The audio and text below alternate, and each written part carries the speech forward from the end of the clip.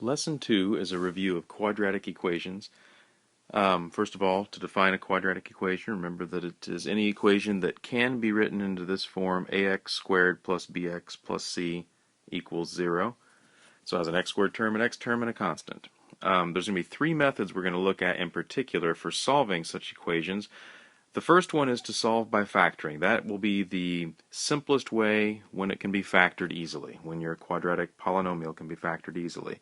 And it utilizes the concept known as the principle of zero products, which simply stated says that if you take two numbers and multiply them together, a times b, and you get 0, then either a equals 0 or b equals 0. It's called the principle of zero products because 0 is the only number for which that's true. If you have a times b equals 6, for instance, that doesn't mean that a is 6 or b is 6. One of them could be 2, the other could be 3, or other possibilities. But in the case of multiplying two numbers and getting 0, one of those two numbers absolutely must be 0.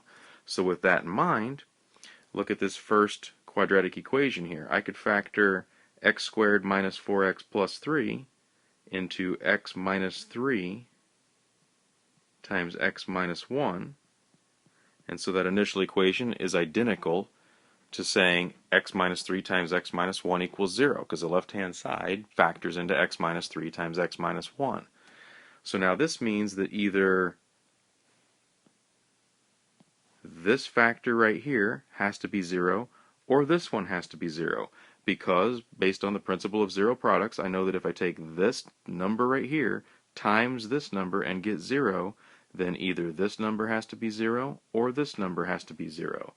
So in the case of the first number equaling 0, I would have x minus 3 equals 0, which means that x would have to equal 3. In the case of x minus 1 equaling 0, that would mean that x equals 1. So there are two possible solutions here, either x equals 3 or x equals 1.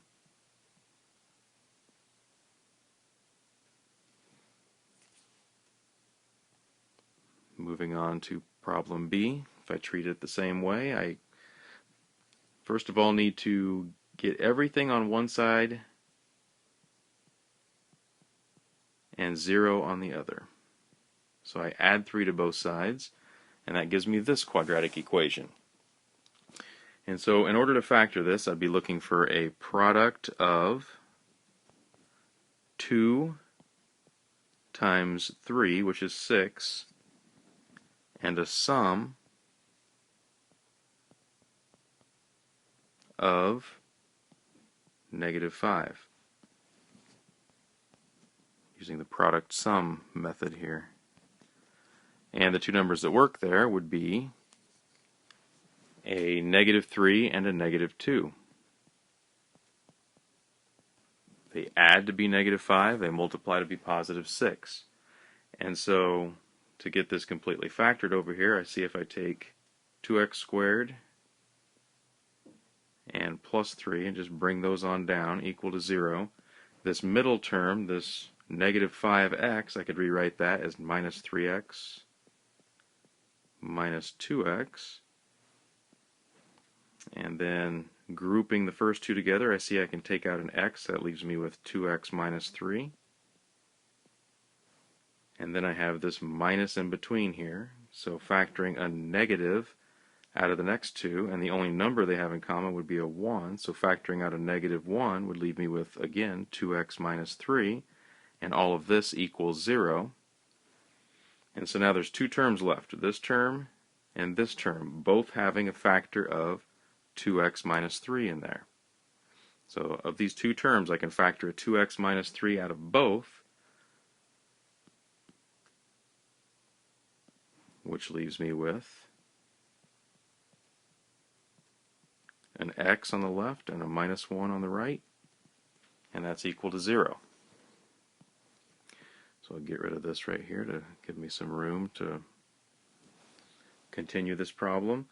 So I have 2x minus 3 multiplied by x minus 1 equaling 0, which means either 2x minus 3 is 0 or x minus 1 is 0. So this tells me that 2x minus 3 equals 0, or x minus 1 is 0.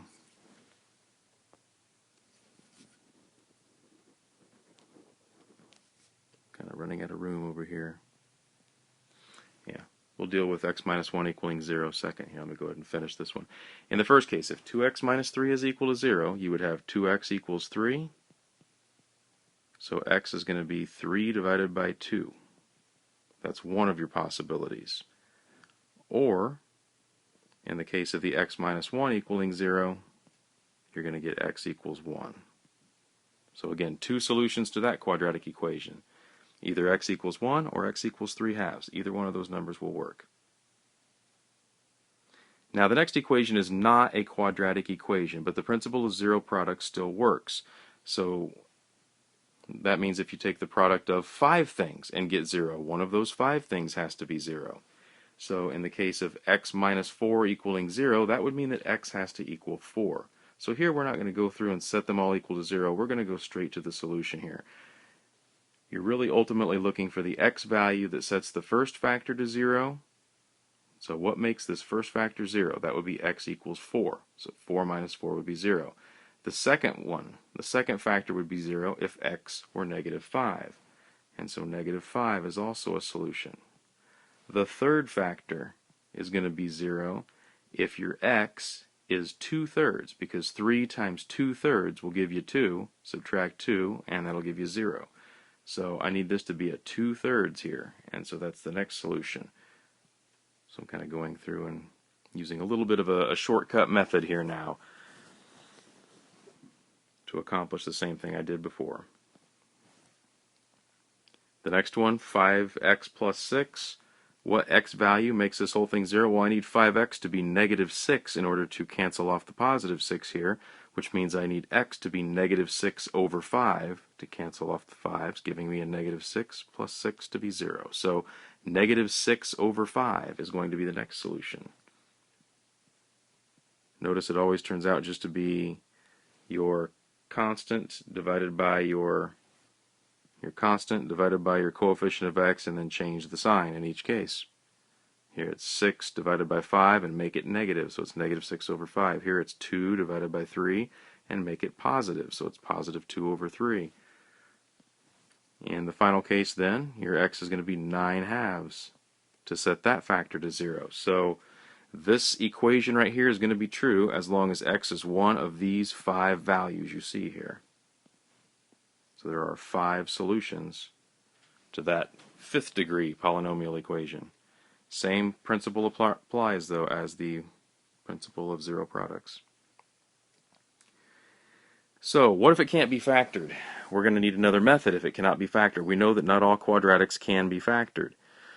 So for those that can't be factored, the new method we're going to look at here is called completing the square, and then also the quadratic formula. Completing the square and the quadratic formula will work no matter what. The problem is they usually take a little bit longer than factoring. That's why factoring is ideal when you can factor it easily. Now, the process of completing the square is doing just that. It's making a perfect square out of something that was not originally written as a perfect square. So, for instance, let's look at what a perfect square looks like. If you take x plus a and square it, that's going to give you x squared plus 2ax plus a squared. Now, a lot of people forget about this middle term right here, this 2ax, but it will be there because when you multiply it out, FOIL it, however you want to think about it, distribute, you will have an x times an a and an a times an x, and when you add them together, that's going to give you 2ax. So, this is what a perfect square trinomial looks like here, meaning a perfect square trinomial means it's got 3 terms and it represents the perfect square of something. And in this case, that's x plus a squared.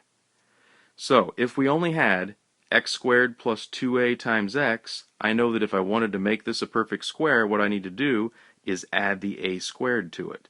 Because I've already got the x squared right here, I've already got the 2ax right here, and so what I need to do is figure out what a is, square it, and add that to it. And that will give me a perfect square trinomial that will factor into x plus a squared. So that's what it's saying here. If we add an a squared to it, that would create a perfect square trinomial. So for instance, if I have x squared plus 6x, so here's x squared matching up with this. Here's 6x matching up with this, which means that the 6 that you see represents the 2a that you see right here. So if 6 is 2a, then a would have to be 3. If 2 times a is equal to 6, a has to be 3. So in essence, all you really have to do is divide your coefficient of x, the 6, divide it by 2, and square it. That's what you're going to add to it, because this coefficient will always represent 2a in that perfect square trinomial. So if I take 6 and divide it by 2, that's going to be 3. So what I need to add to it is 3 squared. So the question here is, for instance, what would we add to the expression x squared plus 6x to create a perfect square trinomial? The answer is 9. And then just to indicate what that would imply that we would then have x squared plus 6x plus 9. That would make it a perfect square trinomial. So we're going to utilize that fact, and then this, of course, would factor into x plus a, which was 3 in this case, squared. That will create a perfect square for us. So let's look at this example down here. X squared plus 6x plus 4 equals 0. The first thing I'm going to do if I'm going to complete the square to solve this is get my x squared and 6x together, so all x terms on one side and all constant terms on the other. So I subtract 4 from both sides. That gives me a negative 4 on the right. Now to complete the square, I look at the coefficient of x, which is 6, just like in our example above. So I need to add 9 to this side to make it a perfect square. Now I have an equation here. I can't do something to the left-hand side unless I also do it to the right-hand side. So since I added 9 on the left, to keep the equation in balance, I need to add 9 on the right. The left-hand side now is the perfect square, x plus 3 squared. And on the right-hand side, I have negative 4 plus 9, that's 5. Now it becomes really easy to solve. Since I have x plus 3 squared equals 5, I can cancel the square by square rooting both sides. But when I square root both sides, I have to keep in mind that I need to include a plus or minus on the right-hand side here. Because, for instance, if you had just x squared equals 9, for instance, that would mean that x could be 3 or it could be negative 3. It could be plus or minus the square root of 9. So in this case, it's plus or minus the square root of 5, which gives me then x plus 3 on the left equals plus or minus the square root of 5 on the right. And so my solutions here are going to be x equals negative 3 plus or minus the square root of 5. That original quadratic polynomial that you saw on the left here, the x squared plus 6x plus 4, could not be factored. That does not mean there's no solution, it just means there's no rational solution, and instead this represents your two solutions. And by the way, this does mean that there are two solutions. One of the solutions is negative 3 plus the square root of 5. So if x were that value, that would work. Or it's negative 3 minus the square root of 5. So those are your two possible solutions here. That's the meaning of the plus or minus. Part B, we're still completing the square, but we already know what the answer is. We factored it up above. This is just to show that completing the square will also work, even if it can be factored. So in this case, I've got x squared minus 4x equals negative 3 by subtracting the 3 from both sides. Now to complete the square, I would need to add what to both sides?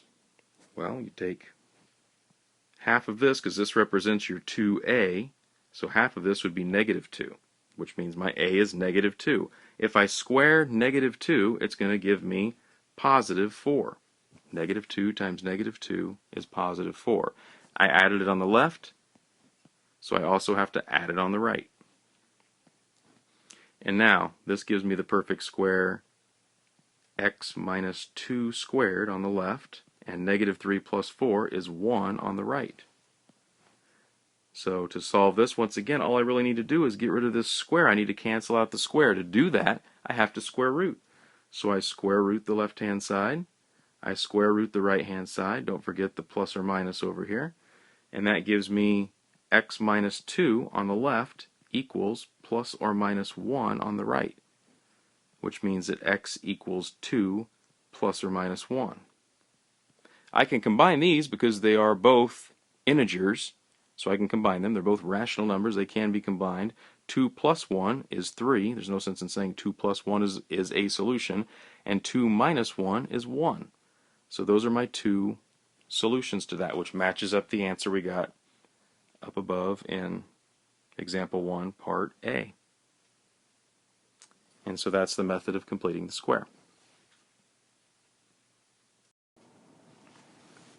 So a long time ago, someone said, since we can always complete the square to get to a solution to a quadratic equation, why not just do it in general, to the general quadratic equation, which would be ax squared plus bx plus c equals 0.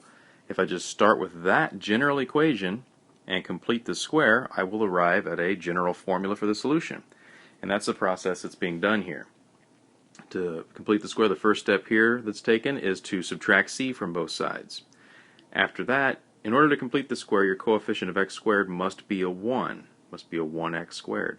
So in order to accomplish that, you can divide both sides of this equation by a.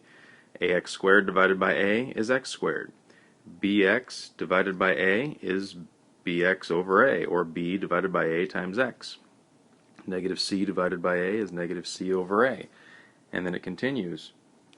We always take half of this coefficient and square it, and that's what we add to both sides. Half of b over a is b over 2a. If I square that, that would be b squared over 2 squared a squared, and I add that to both sides. This left-hand side is really equivalent to this perfect square, since we completed the square. Remember, whenever we completed the square, we always had x, and then half of that coefficient of x here, squared. And so this whole thing here factors into x plus b over 2a squared. And then on this side, if I get a common denominator, it would be 4a squared. And so in order to get this over 4a squared, I'd have to take it times a 4 and an a on bottom, and also then a 4 times a on top, so that we don't actually change the value of the fraction. And so that would give me negative c times 4a, which is negative 4ac, plus b squared all over 4a squared. And now I've got a perfect square equal to this value, and so I square root both sides, which on the left gives me this, and on the right, don't forget we need a plus or minus, the square root of all of this. And so I have b squared minus 4ac all over this underneath the radical. So I can actually square root the 4a squared, and that's going to give me 2 when I square root the 4, and a when I square root the a squared. Now you could say it's the absolute value of a, but that really has no bearing on the answer because of the plus or minus out here.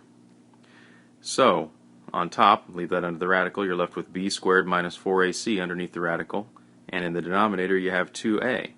At this point you can see also the b over 2a has been subtracted from each side to give me a minus b over 2a right here, and so x has to be equal to this. Since they have a common denominator of 2a, it's listed as a single fraction of negative b plus or minus the square root of b squared minus 4ac all over 2a. And that is your quadratic formula, and that's where it comes from. And so that's what's listed over here. This is a general formula for the solution to a quadratic equation. It will always work. That doesn't mean it's always the best way to go. Some students have a tendency to want to just always apply the quadratic formula, but it's a really kind of a last resort way to solve the problem, because it's going to take you the longest to get to the simplest form for the answer typically. So let's apply it to these examples here. So the first example, I can see that my a here would be 1, because a represents the coefficient of x squared. Since I just have an x squared, my a is 1. My b, whoops, try this again.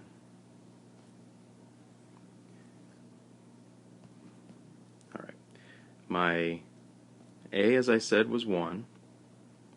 My b is going to be 6, and my c is the constant term, that's going to be 4. Now it has to be in this form in order to identify the correct a, b, and c from the formula. So it's ax squared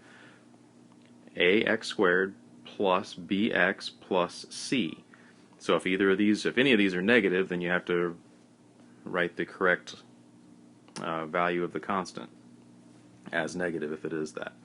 In this case, they're all positive though, so I can see that my x is going to be negative b, that's negative 6, plus or minus the square root of b squared, that would be 6 squared, minus 4 times a, which is 1, times c, which is 4. And it's all over 2 times a, which is 1. That gives me the general solution. But now I need to go through and simplify this. So this would be the same thing as negative 6 again, plus or minus the square root of 6 squared is 36. 4 times 1 times 4 is 16, and then this is all over 2 times 1, which is just 2. So this would be negative 6 over 2 plus or minus the square root of 20 over 2. Negative 6 over 2 reduces to 3. The square root of 20 is the same thing as 2 root 5 when you simplify it, because 20 is 4 times 5 and the square root of 4 is 2. So you have 2 root 5 divided by 2. And so in the end you get the answer 3 plus or minus the square root of 5. Which really means you have two solutions, 3 plus the square root of 5 and 3 minus the square root of 5. And that's the same answer we got on the previous page using the method of completing the square. For this problem, my a would be 1, my b would be negative 4 this time because the coefficient of x is negative 4, so b is negative 4, and c in this case would be a positive 3. And so my solution this time, let me switch the color around and use green, is going to be negative b, that's negative negative 4, so that would make it positive 4, plus or minus the square root of b squared. B squared is not negative 16. A lot of students will make that mistake. B squared is actually negative 4 that's being squared. So it's negative 4 times negative 4, that'll be a positive 16 there. And then it's minus 4 times a, which is 1, and c, which is 3, all over 2 times a, which is 1. And so this will be 4 plus or minus the square root of 16 minus 12, which is 4. Underneath the radical, I've got negative 4 squared is 16, and 4 times 1 times 3 is 12. So 16 minus 12 is 4, and this was all over 2. This is the same as 4 plus or minus 2 all over 2. Well, 4 plus 2 is 6, divide it by 2, and that's 3.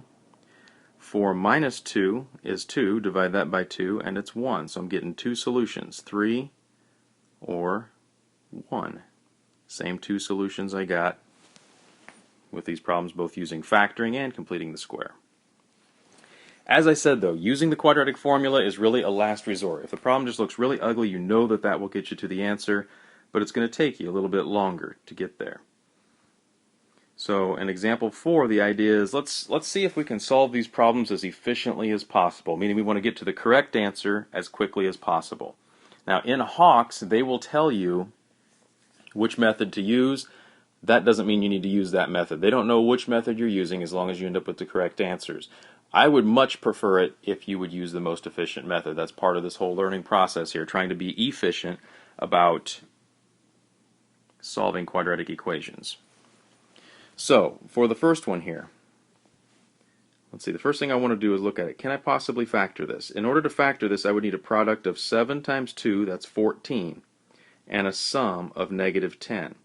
So if you think about the number 14,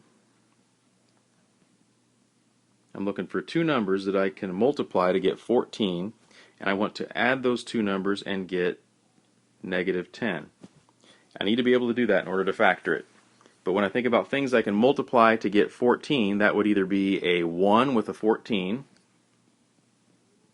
which if I add them, that's 15, and if I subtract them, that'll be 13, give or take, plus or minus, I should say. So that's not going to work. So what about 2 and 7? That's the only other thing I can multiply to get 14. Well, 2 plus 7 would be 9. 7 minus 2 would be a 5. There's no way I can combine them to get a negative 10. So I know that it cannot be factored. Factoring will not work on this problem. Completing the square, that would look pretty ugly on this problem because I have a leading coefficient of 7, not a 1. So the first thing I would have to do before I can complete the square would be to divide everything by 7, and that would cause a negative 10 sevenths that I would have to then divide by 2 and square. That's going to get really ugly. So this is one of those last resort problems. Probably the quickest way to solve this problem would be to use the quadratic formula. And so let me identify. My A in this case is 7. And let me use different colors for the different options here to make it clear where everything's coming from. My B for this problem is negative 10. And my C for this problem is 2.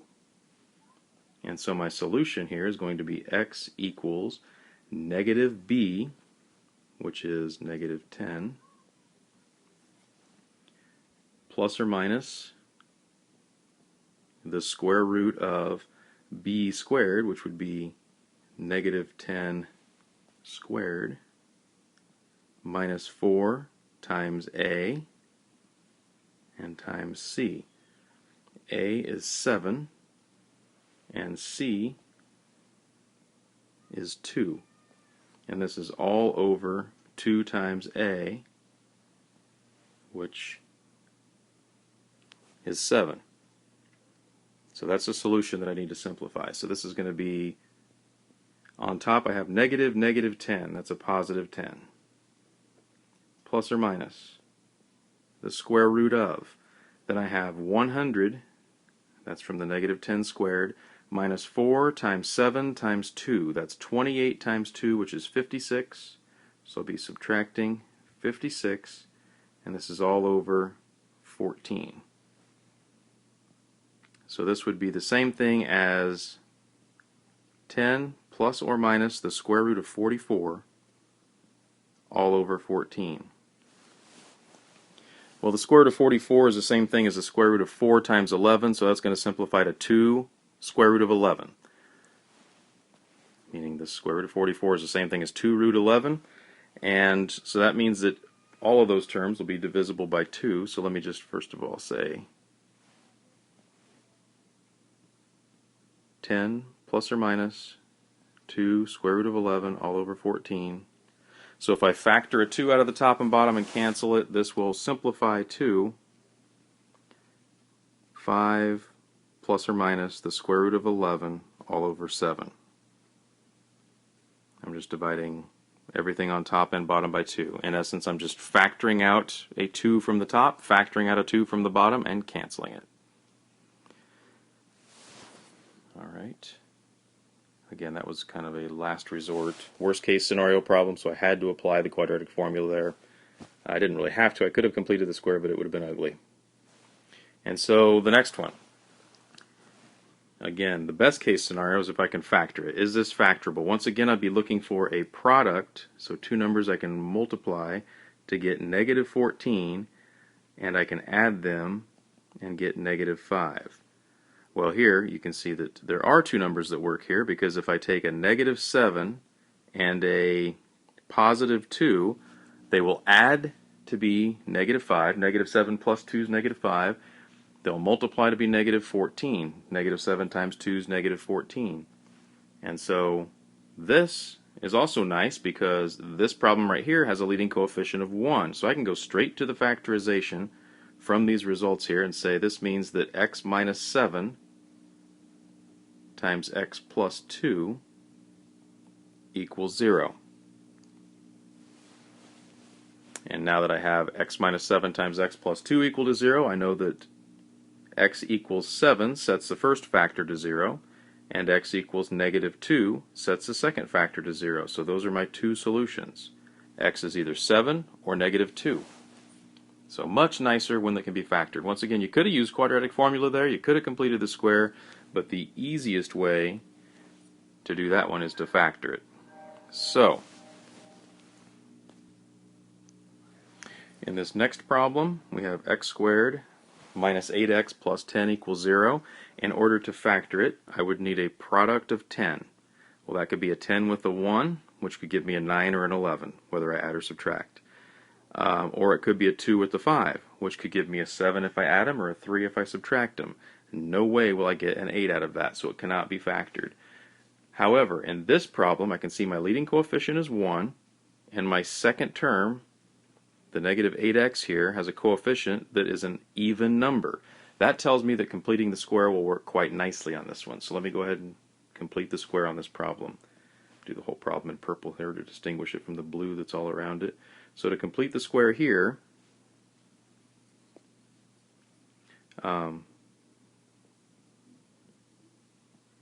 I first start by subtracting 10 from both sides. So I've got x squared minus 8x equals negative 10. And now I need to add, kind of not leaving myself a lot of room here, but I need to add 16 to both sides to complete the square, because half of negative 8 is negative 4. Square that, and that's 16. So if I add 16 on the left, I also add 16 on the right. That gives me the perfect square x minus 4 squared on the left, and negative 10 plus 16 is 6 on the right. And now I just square root both sides, including the plus or minus on the right hand side, and that's going to give me x minus 4 equals plus or minus the square root of 6. And so that tells me then that x is equal to, come down here, 4 plus or minus the square root of 6. So in Hawks, you would have to enter both of those. It's going to be 4 plus the square root of 6 and 4 minus the square root of 6. And now the final problem. Once again, in order to factor it, I would need to have two numbers that can multiply to be 5 and add to be 4. Well, 5 and 1. 5 minus 1 is going to be 4. So you think it can be factored, but if you actually try it, if you use 5 and negative 1, they would multiply to be a negative 5, not a positive 5. And so actually you'll find that there's nothing that works there for factoring it. So once again, let me try completing the square. I have a leading coefficient of 1, and my coefficient of x is even, so this sets up nice for completing the square. And so, I don't want to use blue again, let's see. Let's use green for this problem here. I've got x squared plus 4x equals negative 5. And then to complete the square, I would need to add a 4 to both sides.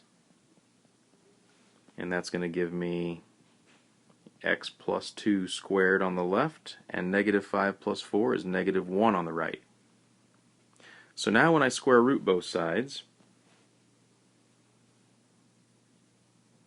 again with the plus or minus on the right hand side, I'm going to get x plus 2 on the left is equal to plus or minus the square root of negative 1.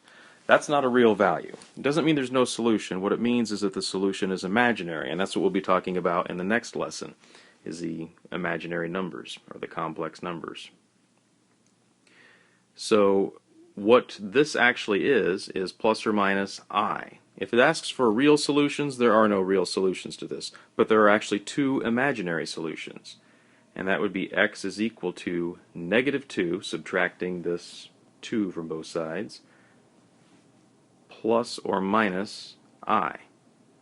So negative 2 plus I and negative 2 minus I would be your two solutions to that quadratic equation, both solutions being imaginary numbers. This imaginary unit I is defined as the square root of negative 1. And so plus or minus the square root of negative 1 is plus or minus I. So keep in mind that that means that if you would have something like, so this is just kind of something off to the side here, just to be aware of when it comes to working out problems that involve imaginary numbers in the answer. If I would have, say, the square root of negative 16, this is the same thing as the square root of 16 times the square root of negative 1, because this is negative 16 is 16 times negative 1. Square root of 16 is 4. The square root of negative 1 is I, so that would be written as 4i. And it works that way for anything. So if there's a negative under the radical, basically you can take the negative out and place an I outside the radical, and it will be equivalent. So keep that in mind when working through your homework problems.